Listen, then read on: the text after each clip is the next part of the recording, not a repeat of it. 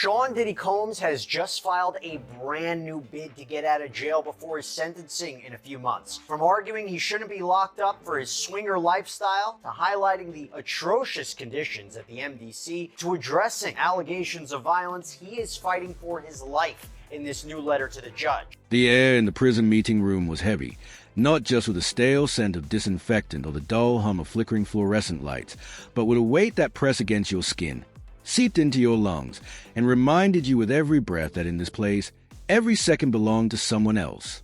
Must be released from jail. Now, I've asked that question before so many different times here on Sidebar, but we have right now a brand new request from his legal team, a brand new filing from his defense team arguing for why he should be released now after that monumental verdict in his criminal case several weeks ago.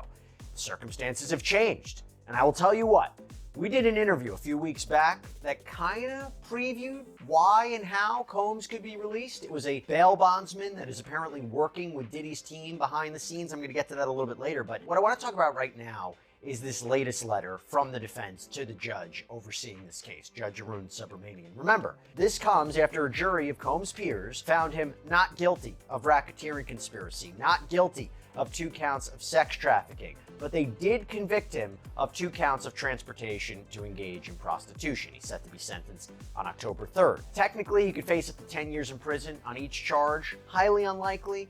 I think maybe you might be looking at somewhere to 2 to 5 years potentially, but he could also get time served and be released, although that also seems unlikely. I'll talk about that a little bit later too. But initially, after the verdict, right after the verdict, his defense team petitioned the court that he should be released. He was just acquitted of some very serious charges. The judge denied it. The judge denied Combs bail once again. And remember, this comes after he was rejected bail multiple times since he was arrested back in September of 2024, highlighting the severity of the charges, the violence, and so forth. But now, this is different. Now, what is the defense arguing? I'm going to go over all this in the new letter. I'm going to give my take at the end about whether or not it's going to be successful and whether or not he will actually be released before sentencing in October. So, the defense begins by arguing that Sean Combs should be released in advance of sentencing, and the court has the power to do this. They have the authority, among other things, because you can clearly show, quote, that there are exceptional reasons why such person's detention would not be appropriate. So, what are those exceptions? What are those reasons? What are those circumstances that are exceptional? They highlight several things that we're going to get into. That the charges he was convicted of, we're going to call them the Mann Act violations. That's what it's called under the law.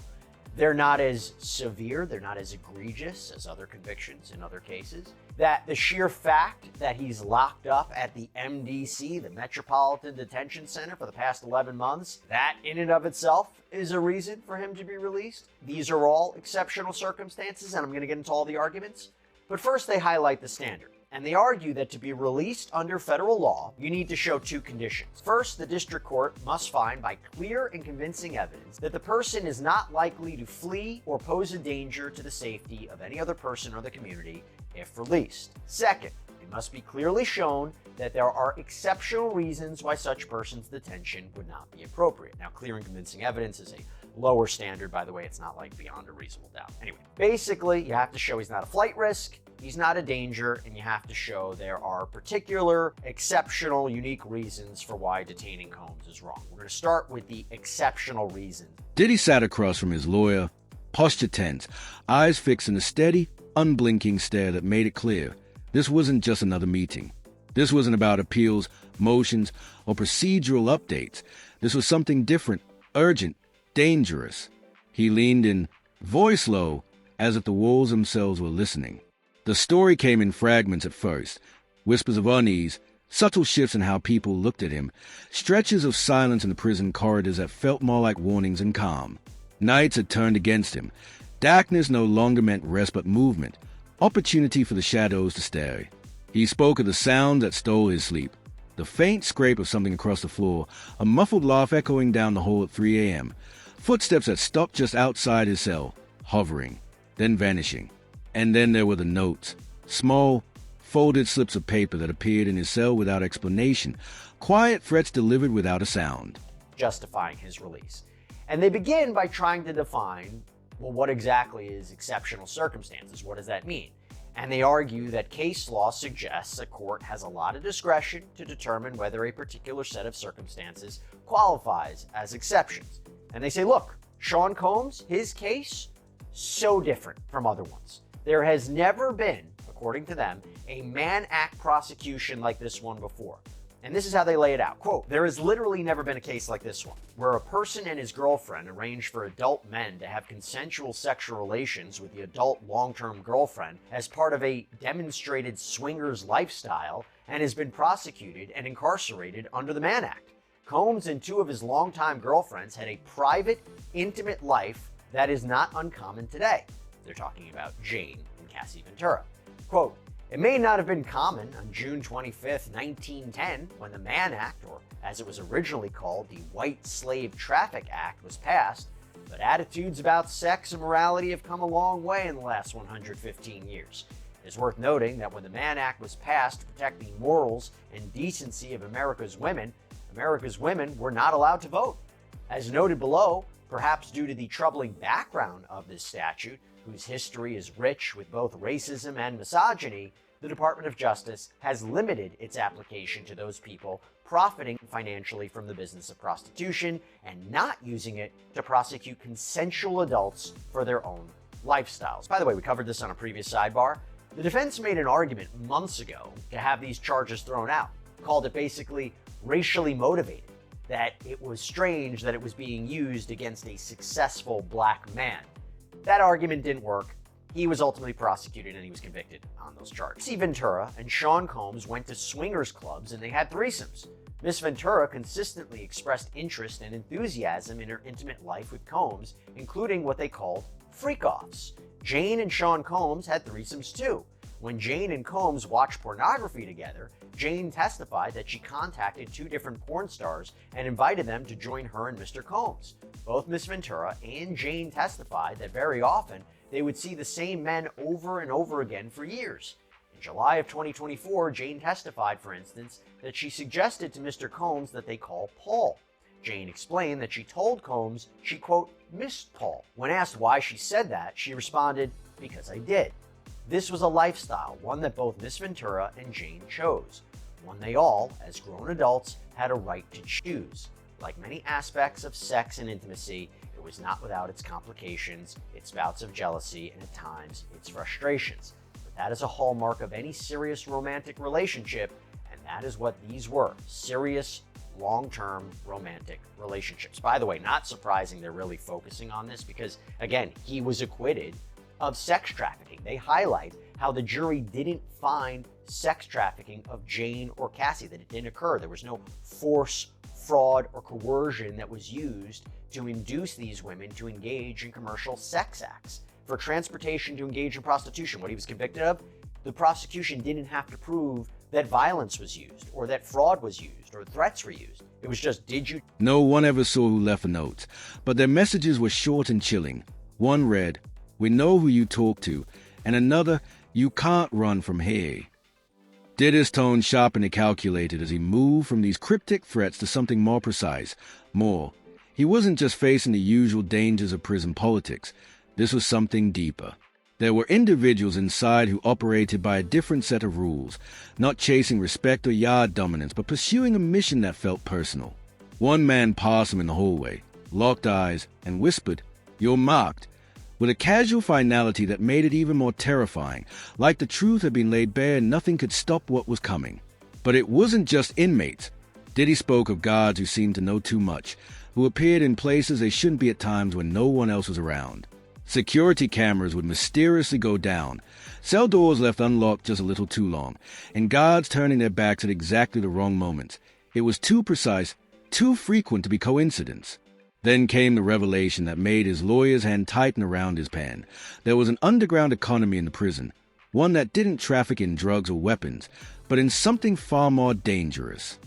These women and men for the purposes of sex work, commercial sex acts. And obviously the jury convicted him of that. And they highlight all the jury found was that there was prostitution, payment of porn stars and escorts. And they highlight that he is a swinger, or under the Mann Act, a John. And they argue he doesn't deserve to be locked up for this. Quote, Sean Combs should not be in jail for this conduct. In fact, he may be the only person currently in a United States jail for being any sort of John, and certainly the only person in jail for hiring adult male escorts for him and his girlfriend when he did not even have sex with the escort himself. Over the last 75 years, the White Slave Traffic Act has been limited to defendants who cause interstate travel for financial gain through the business of prostitution. That Sean Combs remains in jail for being convicted of being a customer of consensual adult sex services makes this case truly exceptional. Not only is prosecuting the users of adult prostitution services inconsistent with the Mann Act, it's inconsistent with the prosecution policies of the district attorneys of Manhattan and the city attorney of Los Angeles, California, two of the three locations where this prostitution allegedly took place. In addition, Mr. Combs is incarcerated while everyone else involved in this identical conduct, his girlfriends, the cowboys, the agency leaders, the porn stars, and others, walk free, as they should. If there was ever a fact pattern that was exceptional under the Mann Act, it is this one. And then they move on to another argument, that the Department of Justice, the DOJ, has usually only charged Mann Act violations when there's financial gain. And they even cite a number of cases in the Southern District of New York, where Combs was prosecuted, that apparently involved defendants that set up a prostitution business for profit. Again, trying to distinguish between Combs' conduct and these cases. He never did any of this for profit, they argue. And they even cite the 1953 U.S. Attorney's Manual that says, quote, as a general rule, prosecution should not be instituted in the so-called non-commercial cases. And they claim the Department of Justice manual today, quote, makes clear that the prosecution of customers involved in an 18 U.S.C. 2421 offense, like Mr. Combs here, is now limited to prosecuting those who engage in commercial sex with victims of sex trafficking, in addition to those who otherwise perpetrate or facilitate human trafficking offenses. In the absence of any sex trafficking charge, however, it is clear that the standalone Mann Act counts never would have been prosecuted. That seems true. I think you ask any legal expert, they will say if all the government had against Sean Combs was the transportation to engage in prostitution charges, just the prostitution charges, they probably wouldn't have gone after him. They coupled it with racketeering and they coupled it with sex trafficking. I agree with that. I don't think that they would have gone after him just for that. Anyway, the defense highlights how modern day prosecutions of Johns is really when you're talking about exploiting vulnerable foreigners who don't speak English well, which again is not the case here. And they highlight how the only potentially comparable case in New York is where you had a retired police officer and a former judge who apparently hired women to have sex with a male fraternal group called the Jesters. But Combs' attorneys say, while there was no profit there, there's no profit here, there was sex trafficking of those prostitutes. That's what's different. Again, Combs was acquitted of sex trafficking in this case. And here's the main point, quote, moreover, the cases which involve defendants similarly situated to Mr. Combs have been released on bond pending sentencing. Information, your background, your weaknesses, your case, had become currency, and for someone like Diddy, whose influence and enemies stretched both inside and beyond prison walls, that currency was priceless. People were trading his life like a commodity. His lawyer's pen moved furiously, circling details, underlining phrases, connecting timelines. By the time Diddy finished speaking, the notes looked less like a meeting summary and more like a legal dossier. This wasn't paranoia, it was evidence, a direct and escalating threat to his life. The urgency was undeniable. As soon as the meeting ended, the lawyer placed a call to his office, his instructions sharp and immediate. Within hours, an emergency motion was drafted, reviewed, and prepped for filing. It accused the prison of gross negligence, outlining the relentless stream of threats and institutional failures that had left Diddy vulnerable. It demanded either an immediate transfer to a more secure facility or the enforcement of extraordinary protective measures. When the motion reached the court, it didn't stay buried in legal channels. Parts of it were sealed, but enough surfaced to spark a firestorm. Social media exploded with speculation, and headlines screamed, **! Shocking truth emerges. Silence sweeps the court. **! to take the stand and give his story, tell his story, give his version of events. Obviously, there are a ton of risks that come with putting a defendant on the stand, but it would be his choice. Was there a conversation about that? Well, I mean, I can't get into, attorney-client privilege Sure, conversations. Obviously he thought about it, decided not to. And, as I indicated earlier, we thought the case had gone in really well for us. And so we liked where we were. So that was basically the decision. Now, the big news, a lot of big news came out after the trial, was the firing of Maureen Comey, the lead prosecutor in this case. Now, there's obviously a political angle to it. There are comments that she has made, but I have to ask, you going head to head against her for so many weeks, months and before that, the firing of her, what did you make of that?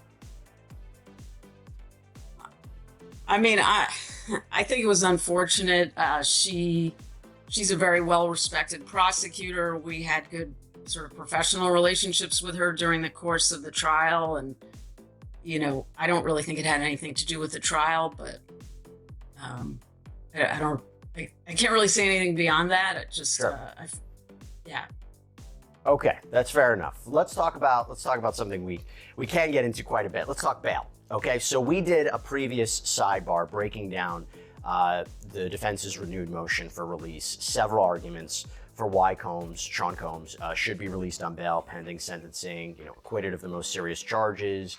There's no comparable case of someone who is convicted of the Mann Act alone and not engaging in sex trafficking or a prostitution for financial gain, and they would be locked up like this. Talked about the issues plaguing the MDC, how it is dangerous, how he's not a risk of flight, not a danger to the community.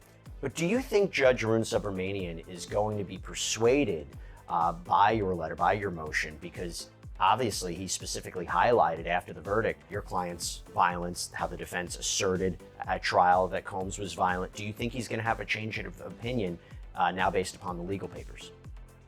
Well, I think we certainly hope so. And, as we pointed out in the papers, the unfortunate violence that occurred was mostly a really long time ago, other than the one incident in June that Jane testified to, which was kind of unusual. They had been together for 3 years. There had been no violence, and she essentially started the fight. I'm not excusing anything, but it was kind of a one-off, and I think the government really hadn't put in any evidence of any recent violence. The Intercontinental video, remember, that was almost 10 years ago. He broke up with Cassie in 2018. And in our reply papers yesterday, we submitted a letter from Gina Hyun, who was one of the alleged victims, a different ex-girlfriend. And I think it was a pretty powerful letter about how Sean has changed, how she's not concerned about violence. She thinks he should be released on bail. So we're hoping that will persuade the judge, given everything else, particularly, as you noted, like the really, really unusual nature of the... Was this about gang politics, a hit ordered from the outside, or something deeper, something tied to power structures that extended far beyond the prison walls? Hashtags trended globally, theories multiplied, and the media swarmed like sharks scenting blood. News outlets paraded an endless lineup of analysts, former wardens, criminologists, legal experts, even ex-inmates who had served time in the same facility. Some dismissed Diddy's claims as a classic tactic to gain special treatment, but others, those who had lived that life, nodded with grim recognition, saying what he described was all too real, the slow, methodical tightening of a noose. The prison administration released a carefully worded statement, a masterpiece of deflection, promising a full investigation and a review of all allegations, while deliberately avoiding any direct denial. For those listening closely, the silence in those omissions said more than any denial ever could. Days passed without a court ruling, and inside, Diddy's world shrank even further. Every step in the yard had to be calculated, every glance, every word, every meal another decision between caution and survival. Conviction where anyone's done that much time to begin with, so...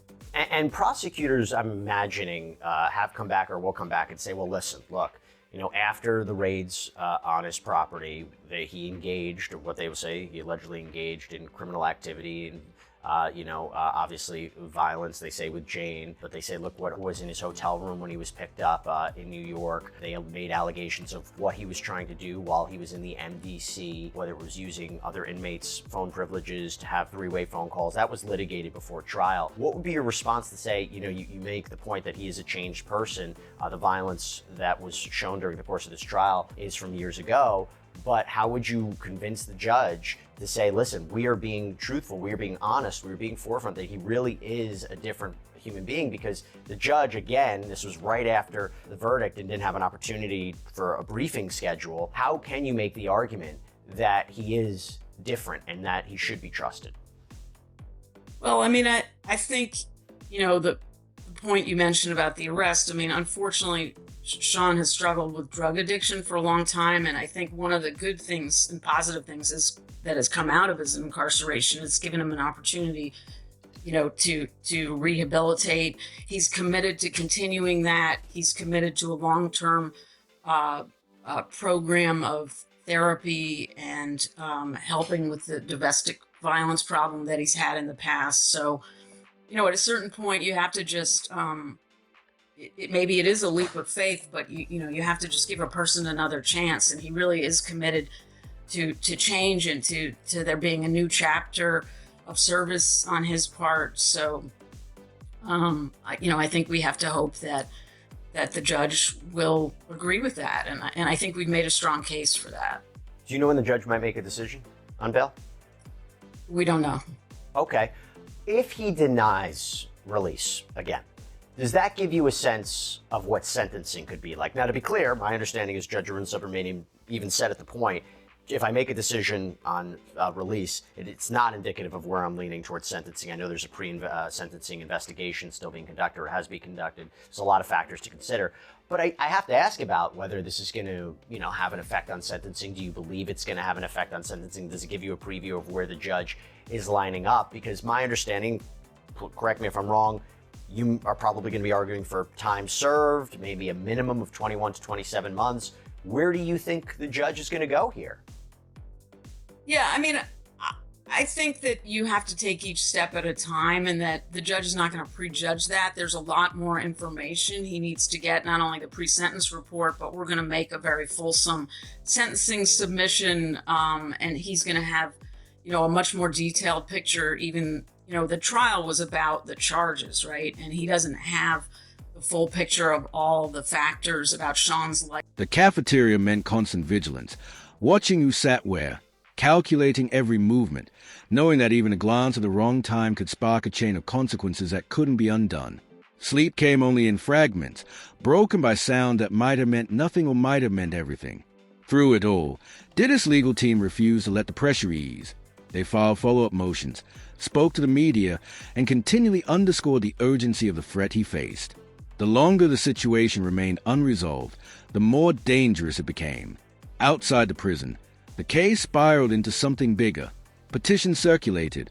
Opinion pieces debated whether Diddy's ordeal was evidence of a broken justice system or simply the natural collision of power, fame, and incarceration.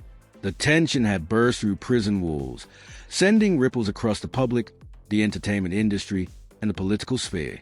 Celebrities spoke out, advocacy groups issued statements, and the case ignited national conversations around prison reform, inmate safety, and the thin, often twisted line between justice and retribution.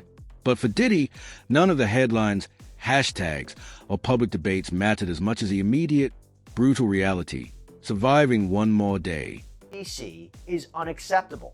In so noting, Judge Furman concluded that the conditions in the MDC qualify as exceptional reasons under the statute, justifying, and this was the defendant in this case, Chavez's continuing release.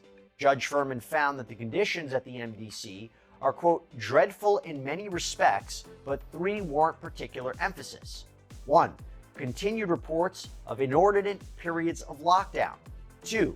Claims that the facility provides inadequate and or substantially delayed necessary medical care, a particular risk in this case. And 3. General issues about the conditions at the facility. These conditions have not abated in Mr. Combs' detention at the facility. As the court is aware, during Mr. Combs' incarceration at the MDC, the facility was subject to an interagency sweep that was designed to achieve our shared goal of maintaining a safe environment for both our employees and the incarcerated individuals housed at MDC Brooklyn. They're actually quoting what they're actually. The reality of surviving each new day had become grim for Diddy. The threats hadn't stopped. In fact, they'd only grown more pointed. Whispers now came closer, the anonymous notes more direct, and every time the lights went out, the darkness seemed heavier, more deliberate. His decision to speak had changed everything. It made him a problem for some, a symbol for others, and a target for many. Whether the court acted or not, his words were now part of the official record, a permanent warning of what could come. In prison, that kind of truth was dangerous. It could serve as both a shield and a weapon, but never without cost. Outside, the world could only watch, speculate, and wait for the next headline. Inside, Diddy could only prepare, knowing the clock was ticking toward an uncertain, unseen end that everyone could feel. When the court session ended, reporters raced to the exit, eager to break the news first. Phones lit up, alerts blared, and within minutes, headlines exploded across every major media outlet. Judge hands down stunning sentence to Diddy, mogul's fate sealed in final trial moments. The public didn't just hear the verdict, they felt the shock of it. But perhaps more telling than the sentence itself was a reaction that followed. The music industry, once closely tied to Diddy, responded with a deep, calculated silence. Artists who had once shared stages and champagne with him suddenly had nothing to say.